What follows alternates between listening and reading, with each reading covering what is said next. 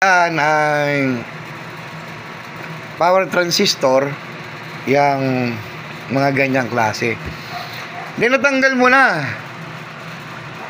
Ngayon, matapos mong natanggal, siyempre, testingin mo yung pyesa. Ngayon, sigurado ako dyan, 100%. May sira dyan. May shorted dyan. Ngayon, balikan mo rito. Testing ka uli rito. Testing ka uli rito. Yan. Makita mo, okay na. Normal na. Nawala na yung shorted. Kasi natanggal mo na yung mga sira. Ang paggawa ng amplifier, wag mong uumpisahan sa tone control. Ang paggawa niyan, inuumpisahan sa power transistor pababa. Ganun yan. Para sa akin, yung sarili kong diskarte na sineshare ko sa inyo. Ang diskarte dyan, ganun. Unahin mo yung mga power transistor. Then natanggal mo na lahat, dalawa yan, either may shorted, minsan din wala, pero imposible yun, na eto hindi na shorted, tapos sa driver, may shorted ka. Hindi, imposible yun. Kasi pag ito, bumigay ito, sigurado bibigay yun.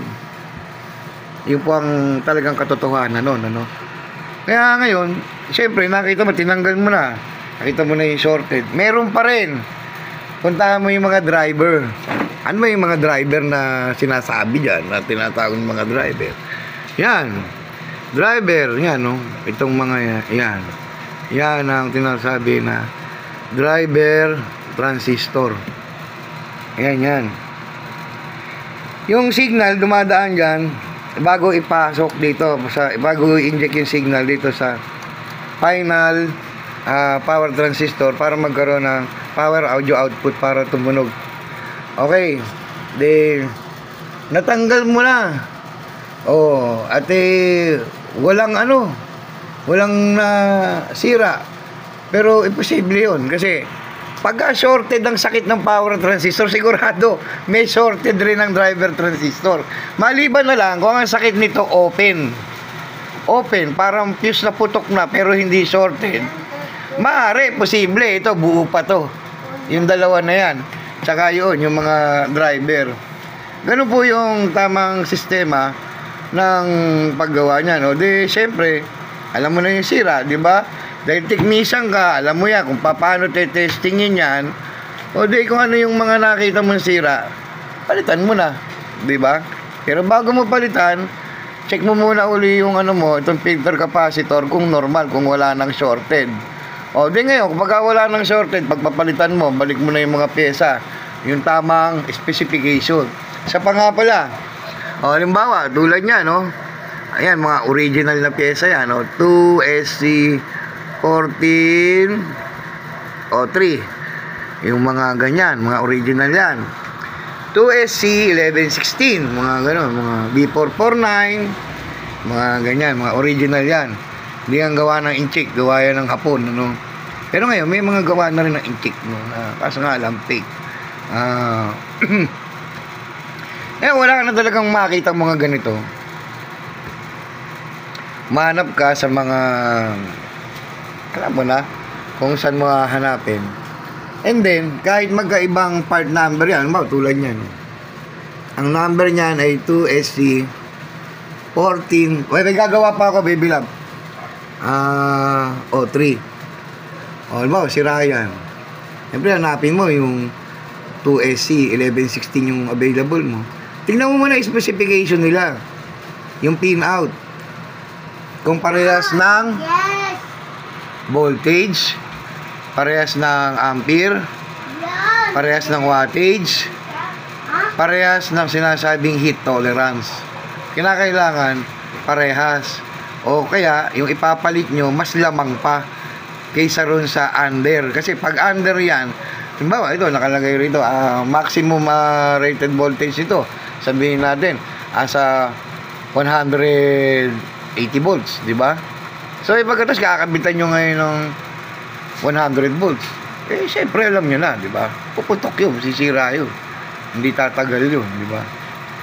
Sa temperature naman, halos pare-parehas yan. Nasa 20 to 50 yung tolerance niyan ano sa init. Di ito na. Ngayon, pag ito ngayon na napalitan nyo na, check nyo rin yung mga resistor kasi baka may open. Ano ba yung mga resistor? Ayan, check nyo yung mga ganyan, no? Ayan, mga ganyan, check nyo yan. Ayan, mga puti na yan, mga resistor yan kasi baka may sira. Importante kasi na yan connected yan kasi pag halimbawa minsan gumagawa ka ng mga amplifier ng mga class A, you know, at hindi complete circuit yan, pag power on mo sigurado may uusok uli yan, dumadami yung sira. Kaya be sure na pag nag-ano ka, nagawa ka ng amplifier, okay na yung power transistor, okay na yung driver transistor. Isa pang technique, tuturo ko na lahat para nalalaman nyo, babahagi ko, no? Halimbawa yan sa capacitor, halimbawa yan ang rated niyan halimbawa lang hindi ko pa kasi nakikita 10,000 microfarad, sabihin natin 60 volts. Kadalasan ang supply niyan nasa 50 volts. May allowance kasi palagi yan. Lamang palagi yung capacitor. Hindi pwedeng mailalim yung capacitor doon sa voltahe dahil puputok ko yan. Dali lang. Ngayon, kung halimbawa gano'n na nga, nabuo nyo na, no? Complete circuit na, no? Huwag nyong gamitan ng direct supply kagad, ng complete supply. Kung halimbawa, ito 220 volts, no? 220 volts, halimbawa, 220 volts to. Lagyan nyo ng transformer. Paganahin nyo muna sa 110. Kadalasan talagang hindi yan tutunog. Wala mo sabihin tutunog. Kasi yung relay hindi mag-on kasi yung voltahe mo kulang. Kasi 110 nga lang nilagay, 220 lagyan mo ng 110. Ano saysay nun? Ang saysay nun para makita mo kagad sa dito sa hahanapin mo yan Kadalasan ito sa may puti yan. Tusok mo yung tester dyan, naka-negative ground ka. Tingnan mo, nakaganyan ka. Tingnan mo kung may DC out. Ibig sabihin DC out, dapat ang range mo naka 50 volts DC ka. Pag tinira mo yan dito o alin man dyan sa terminal niyan, yung apat na puti na yan, pag pumalo yung tester, ibig sabihin hindi pa tama, may mali pa sa ginagawa mo. Kaya wag mo nang ituloy, wag mo nang pangarapin pa isaksagagan sa 220 dahil masisira yan. Hanapin mo pa panibagong troubleshooting kung paano. Pero kung napapansin nyo, yung DC out niya kapraso lang, for example, ito tester, naka-range ka ng 50. Siyempre titingin ka doon sa 50. Ayan, 50 pababang gano'n, ayan. Kung ang DC out niya kapraso lang na gano'n, mga nasa 5 lang, 6, 7, tolerable, bias control nyo, adjust nyo to. Pag in-adjust nyo yan, dapat nakakabit yung tester may kuryente naka 0 volume. Adjust nyo ngayon, pihitin nyo to dahan-dahan. Makikita nyo yan yung tester gagalaw na gano'n yan. Maaaring tumaas, maaaring bumaba. So ano yung tamang biasing? Siyempre, ganyan, original position. Eka nga, yan sinasabi na DC offset, 0 voltage. Wala ang DC out, yung amplifier nyo. Yan ang tamang pag-biasing control. Take note doon sa mga baguhan. Lalo na pagka nakakita kayo ng ganyan, sigurado yan, may biasing yan. Kasi minsan yan, nasisira din yan. Nag-ano rin yan. Minsan naman nakukuha yan sa contact cleaner, WD-40, ikut-ikutin nyo lang, balik nyo sa dating posisyon. Pero mas maganda, syempre, dahil ginawa nyo na rin lang, lalo na ang pesa nyo hindi naman original, hindi ayon doon sa specification, sa design, kaya syempre magkakaroon ng konting pagbabago yan. So, gawin mo, yun nga, sabi ko, bias mo, pagka nag 0-0 ka na, okay na. Or minsan naman, makikita mo, yun nga, tulad sabi ko, meron ka nakikita ng 3 volts o 5 volts na nakaangat na gano'n, ano. Okay yan, tolerable yan. Huwag lang papalo yung tester ng gano'n, ha. Kung halimbawa, ang supply nito, ang ginagamit mo supply, 25 volts, tas 25 volts din yung yung output dito sa mga resistor na to, o dito sa terminal ng relay galing ng audio output. Yun, sigurado yun, DC out yun. May mali pa sa ginagawa mo. Kaya kinakailan, ayusin mo pa uli yun. Hindi mo pwedeng paandarin yun dahil hindi yun tutunog. Dahil kasi madedetect ng trabaho ng protect mode line, madedetect ng protect mode yan, hindi mag-o-on yung relay dahil nakakadetect siya ng DC out. Ang trabaho niyan, para wag masunog yung speaker nyo, naka-off lang siya, naka-protect mode. Okay? Maliwanag, ha? Nagkakaintindihan tayo. Ngayon, gawin mo, kung halika nga, tolerable naman, siyempre, minsan gamitin mo rin yung, say yan, 5 senses mo, di ba? Unang-una, salatin mo, kung nag-iinit, may mga nag-iinit ba? Amuy-amuyin mo, at baka merong natutusta, may nasusunog na. Half voltage pa lang yun, ha? Ganun dapat, pairali mo rin yung senses mo, di ba? Yung, sabi nga sa elementary, eyes, ears, nose, di ba? Taste, di ba? Tsaka yung salat, yung feeling. Siyempre, salatin mo. Baka mamaya, naka 100, naka 110 ka nga, naka 220 to. Wala naman, di ba? Pero dahan-dahan mo na salat. Baka mamaya, pag salat mong gano'n, putang ina, bumabaga na pala yun. Mapaso ka, di ba? Medyo, bago mo salatin, amuy-amuyin mo rin. Kasi pag mainit yan, makaka-recognize ka dyan ng kakaibang amoy sa mga ganyan. At kaya yun, balik tayo, kaya yun, may sobrang gano'n, naka-DC out kasi yung voltahe mo kulang.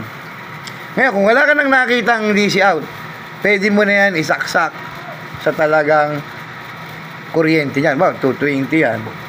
Di ba? Isaksak mo na sa 220, makita mo, papantay na yan. Yung may sobrang 5 volts, babalik na yan. Kasi normal na yung kuryente mo. Sabihin, buo na yung amplifier mo, di ba? Yung main amp. Ngayon, pagka hindi bumalik, yun na nga yun, tsaka mo galawin, biasing mo ngayon to. Kasi minsan, mayroong mga unit na maski half voltage lang, kaya mo na i-bias dito. 110 pa lang ang gamit mo, may babias mo na rito. Paano naman yun, master? Kung halimbawa, yung unit, 110. Paano gagawin doon? Hindi ganun din, lagyan mo rin ng transformer, double transformer. Huwag mo isaksak ng diretso sa 110, padaanin mo ulit sa isa pang transformer. Para yung voltahe mo, hindi buo. Kasi pag buo ang voltahe mo, at may problema ka dyan, pag power mo yan, sigurado yan, may uusok yan, may puputok yan. Sayang lang yung trabaho mo, sayang lang yung pyesang kinabit mo. Kaya dapat alam mo yung ginagawa mo sa mga ganyang gawain. Di, buo na, okay na. Pero ba't ayaw tumunog, di ba? Pag naka-negative ground ka, sundutin mo ron, mag-ingatan mo lang, baka may madikit ka kung saan yung ma-shorted. Dapat meron ka ng source, ha? May nakakabit na CD player o tuner, dahan-dahan i-volume mo. Dito ka naman ngayon, naka-range nun sa ganito. Taka ng 10 volt AC, huwag mo i-volume ka agad ng malakas na malakas, ha? Kapraso lang, punta ka muna ng 8 o'clock. Kasi 7 naka-position ng 0 niya, punta ka na 8 o'clock. Hindi pa gumagalaw, lagay mo sa 9. Sigurado ako may gagalaw na dyan. Makita nyo, yung test na yung gaganong-ganon na yan, gagalaw-galaw ng ganon yan. Sabihin, may audio output na kayo. Di ba? Nga lang, hindi nyo pa rin alam kung distorted o hindi. Kasi, tester lang yung gamit nyo. Pero nagtataka ka kayo, complete voltage na, di ba? Ayaw pa rin. Tumunog. Anong gagawin nyo? Yan. Baka sira, or baka kinakailangan, i-recap nyo yan, yung mga pyesang nakapaligid dyan. Para nga, gumana yan. Maaaring may sira na dyan. meron ring mga leak na transistor dyan na dapat palitan, tsaka mga capacitor. Kasi minsan ang capacitor, titignan mong ganyan, napaka-tinutingnan, pero pag inano mo, shorted pala or may leak. Kaya dapat, troubleshoot mo rin yun. Dapat mapagana mo yun. At kapag yan naman, walang sira at okay na amplifier, sigurado gagana yan. Tik, tutunog na gano'n yan. Edi ngayon, ayos na. Tumutunog na. Di ba? May cracking sound. Pusa, yun na naman. Problema na naman, di ba? Edi paghiwalay mo uli rin sila sa doon sa bridge. O kaya, hang mo yung input. Ano ba yung input dyan? Ayan, ganyan ang wire nun. Hang mo yung input, bunutin mo ngayon. Tapos hayaan mo lang nakasindi. Pagka walang tumutunog, makikita mo naman yun, hindi na tumutunog sa speaker. Ibig sabihin, nanggagaling yung cracking sound dito, sa tone control na. Pero binunot mo na yung input, walang load yung amplifier, naka-power, makita nyo, tumutunog-tunog yung speaker, nagsa-shut off, sa amplifier pa rin may problema. Pero kaya nga, kung continuous na yung amplifier, hindi naman namamatay na. At pagdating din yun naman ang gagawin mo. Yun naman ang gawin mo. Napakadaling gawin yan, recap mo na lang yan. Sigurado gagana na lahat yan. Okay, yun lang po ang na-share ko. Kasi baka may sabihin nyo napaka-masikreto ko naman sa mga gawain na to. Siyempre, of course, nasa business ko kasi tayo, ang focus ko kasi repair talaga. Yun ang pinaka-hobby natin, pinaka-hanap buhay natin. Hindi ko kinakailangan magkaroon ng kita kay YouTube, kay Facebook sa pagbablog. Kasi hindi naman ako nakapokus sa lecture, Hindi naman ako teacher, hindi naman ako professor ng mga ganyan para mag-lecture ng ganyan. Ako naman, yung lecture ko ngayon, yung sinabi ko na i-share ko sa inyo, yung mismong nasa experience ako, na mula nung ako yung gumagawa niyan. Aminin ko sa inyo, marami rin akong pinaputok na ganyan, marami rin akong sinira na ganyan. Dahil siyempre, baguhan ka. Normal yun, sa isang baguhan. Pero siyempre, habang tumatagal, habang nakakasira ka, nakakaputok ka, natututo ka. Tsaka kasi yung trabaho na to, tiyagaan to. Ngayon, kung may klip pasensya mo, walang linyahin yan. Sigurado, mabuisit ka yan, maibalibag mo yan, pagka hindi mo mapagana-gana yan. Di ba? Kailangan mahaba PC mo dyan. Talagang tsatsagain mo yan, ba't ganun, ba't ganyan, ayaw gumana, okay naman lahat na, di ba? Okay, tsaka yun nga, kung magpapagawa kayo, sabi ko sa inyo, tulad nito, di ba? Mayroon pang power supply ng laptop. Hindi naman naangkop yan para dyan. Siguraduhin nyo, yung pagpapagawa nyo, mahusay, magaling, subok na. Hindi yung buro lang ublad, dal, ganito, nakapulot lang ng brush, pintor na siya. Pinutusan bumili ng mantika, nakadampot ng nalaglag na yabe, mekaniko na siya. Hindi ganun yun. Kailangan hanapin nyo kung sino talaga yung tunay na mga gumagawa niya. Marami yung gumagawa niya na magagaling. Hindi lang ako. At hindi ko rin naman sinasabing sa akin yung dalhin. Sa akin yung nakikita nyo sa mga Facebook na mga ganito, ganyan. May mga test light pa. Mga ginagawa, puro mga China, mga concert, mga Sakura, kung ano man. Napakasimple lang unang circuit ng basic ko yun.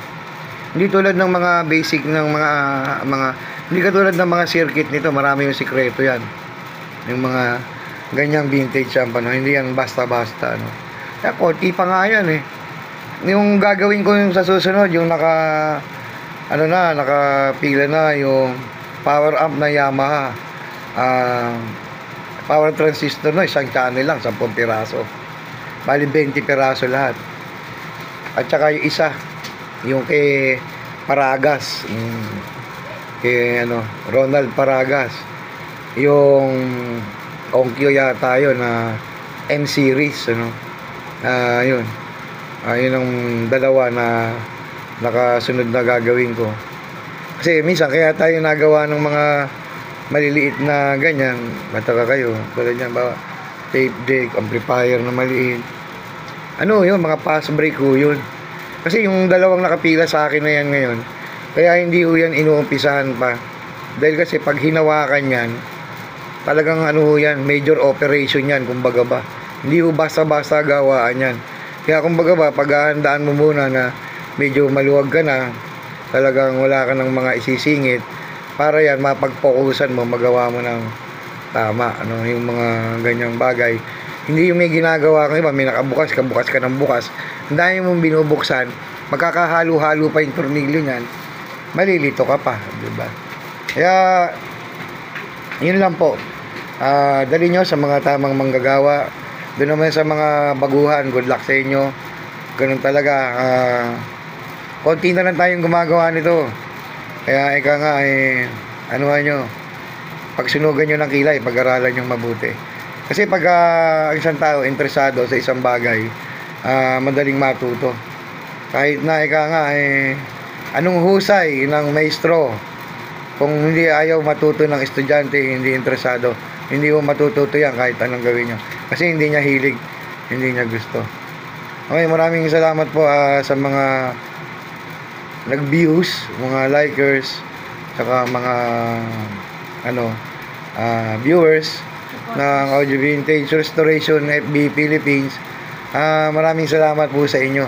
Ngayon, doon naman sa pagkaka-vlog ko kanina, kung sa palagay nyo, meron akong nasabi na pagkakamali sa aking paliwanag, pwede nyo namang i-comment dyan, na in a nice way sa comment section. At yun naman nung tatanggapin yan, kung tama yung sinasabi nyo, syempre kung hindi, at hindi nung kukontrahin. Dahil kasi makakapagbigay ho yun ang tinatawag na conflict of interest, di ba, sa mga nakikinig. Kaya dapat ang sinasabi ho natin dito palaging tama, Huwag ho tayong magbablog nang hindi naman natin alam yung sinasabi natin. Mali naman yung sinasabi mo, tapos nagbablog ka, nagdadamay ka pa ng ng magandang katangian mo, Yan ang masasabi ko. Tsaka little learning is dangerous. Maski ako, pagawa mo sa akin yung gano'n, hindi man talaga ako manggagawa yan. Ba't gagawin ko yan? Hindi ko maalam yan. Makukompromiso lang ako yan. Pasubo lang ako dyan. Sana gano'n din kayo. Kung hindi naman kayo talaga manggagawa ng mga ganyan, huwag nyo lang paghangarin pang gawin. Dahil kasi hindi nyo rin talaga magagawa yan. Pangalawa, lalong dadami yung sira. Pangatlo, yung susunod na gagawa niya, mahihirapan. Tulad ng mga pangyayari na yan, Okay, maraming salamat po sa inyo lahat. At mabuhay po tayo dito sa Audio Vintage Restoration FB Philippines.